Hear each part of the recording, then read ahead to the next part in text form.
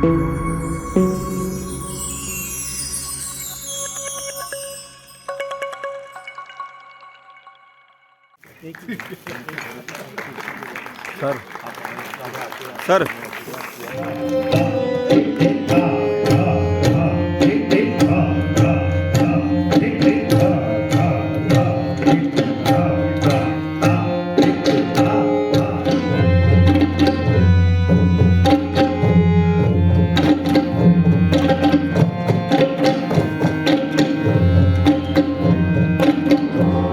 राहुल सावदेकर, मैं सिंगापुर में रहता हूँ और सार्थक जी के साथ करीबन 7.5-8 साल से जुड़ा हुआ हूँ।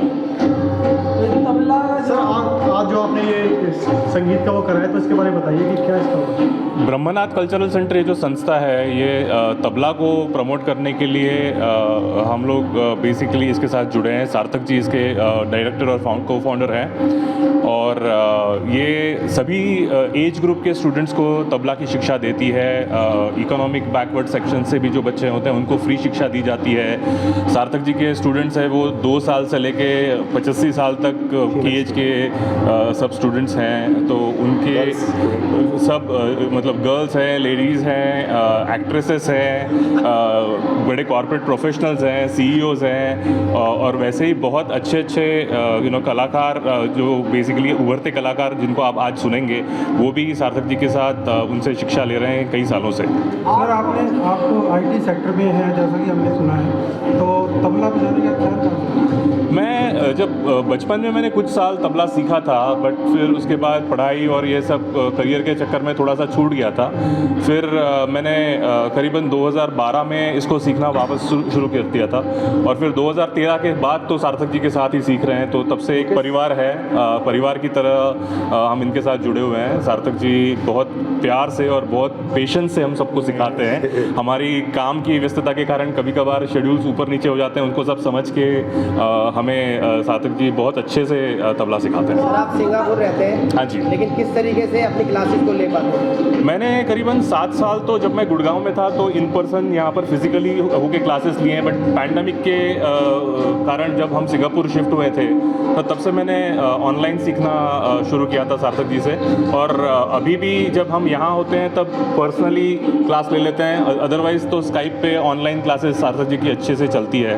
अभी तो कोविड में तो ये ऑनलाइन क्लासेस एक नॉर्म बन गया है, तो आपके पास फ्लेक्सिबिलिटी आ गई है कि आप इन पर्सन ज्वाइन कर लो या ऑनलाइन ज्वाइन कर लो। तो दोनों तरीके से सीखना एक ही तरीके का होता है, एक ही फोकस से होता है और उसी क्वालिटी का शिक्षण आपको मिलता है। ऑनलाइन हो ऑफलाइन हो, सार्थक जी उतना ही ध्यान देते हैं, ऑनलाइन भी और ऑफलाइन भी। सार्थक सर कृपया अपनी संस्था के बारे में कुछ बताइए।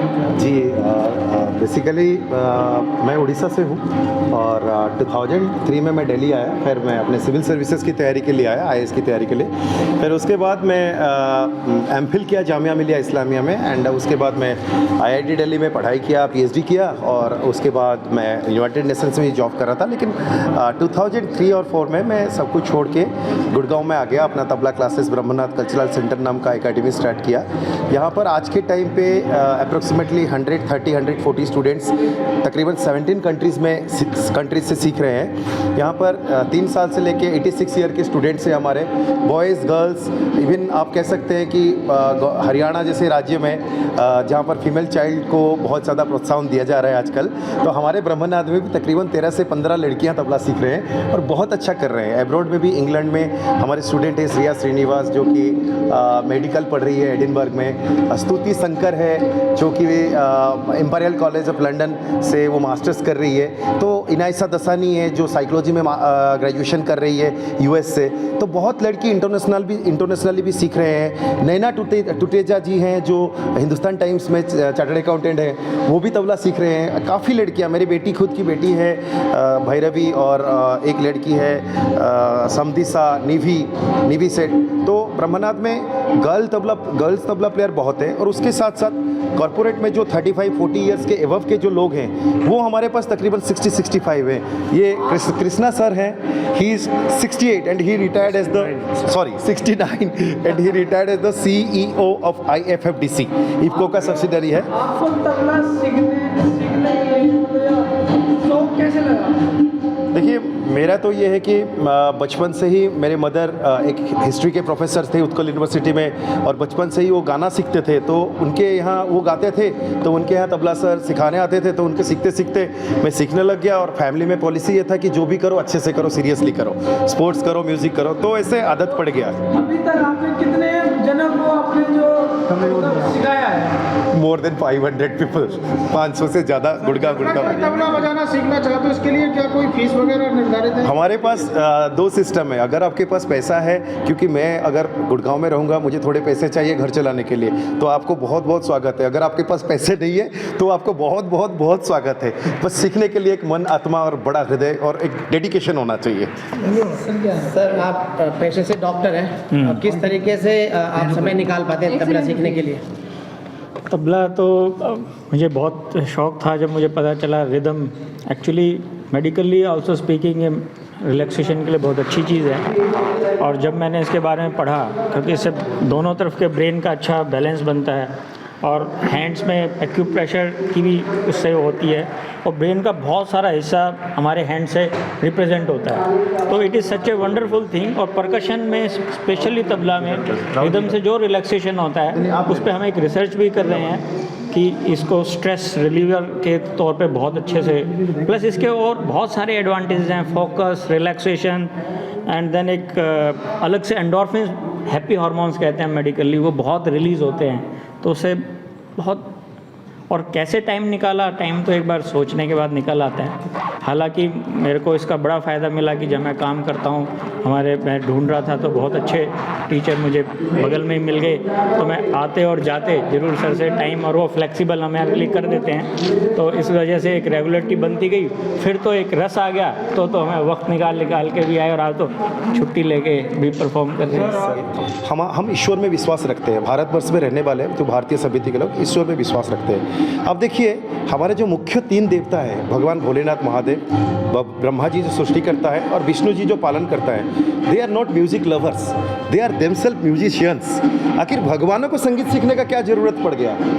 भगवान जो सर्वशक्ति के अधिकारी हैं, जो जिन्होंने पूरा संसार को बनाया, वो संगीत प्रेमी नहीं है, वो खुद संगीतकार है। ब्रह्मा जी वीणा बजाते हैं, सरस्वती जी और नारद जी वीणा बजाते हैं, विष्णु जी फ्लूट बजाते हैं, शंख बजाते हैं, और सरस्वती जी जो हैं वो खुद शिव जी जो हैं खुद डमरू बजाते हैं। आप देखेंगे डांस एंड म्यूजिक का जो आराध्य हैं वो नटराज महादेव है। तो अगर भगवान कर सकते हैं, हम तो तुच्छ मनुष्य हैं, तो डेफिनेटली कुछ म्यूजिक के सकारात्मक का होगा, कुछ अच्छा ही होगा, कुछ फ़ायदा मिलता होगा, तभी तो भगवानों को पसंद नहीं है, वो खुद प्रैक्टिस करते हैं। जब भगवान कर सकते हैं, उनको कुछ फ़ायदा मिलता होगा, तो हम तो मनुष्य हैं, कर्म अपने जगह पर, ऑफिस अपने जगह पर, जिम्मेदारियाँ अपने जगह पर, बट संगीत से कहीं ना कहीं से सकारात्मक ऊर्जा मिलता होगा, और जीवन में खुशियाँ भर जाती होगी, आनंद भर जाता होगा, अपनापन, प्यार, मोहब्बत, ये सब बढ़ जाता होगा। मैंने जो एहसास किया, क्योंकि मैं खुद देख रहा हूँ, मेरे यहाँ जो लोग हैं, जो स्टूडेंट्स हैं हमारे, चाहे छोटे बच्चे हो चाहे बड़े लोग हो, सभी बड़े स्नेह, ममता, प्यार, मोहब्बत के बहुत अधिकारी हैं। सब लोगों के अंदर आप इतने प्यार देख पाएंगे, इतने अपनापन देखना पाएंगे,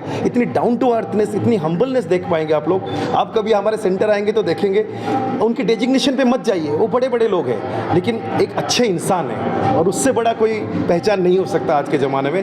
कलयुग में अच्छा इंसान मिल जाए, ये बहुत बड़ी बात है, और संगीत से कोई भी इंसान बहुत अच्छा इंसान बन सकता है। मतलब बहुत टाइम नहीं मिलता बहुत लोगों को, तो मैं सोचा रिटायरमेंट के बाद क्या करेंगे, तो थोड़ा कुछ दिमाग में था कि संगीत का बहुत शौक़ था, सुनने का शौक़ था, समझता कुछ नहीं था मुझे तबले की।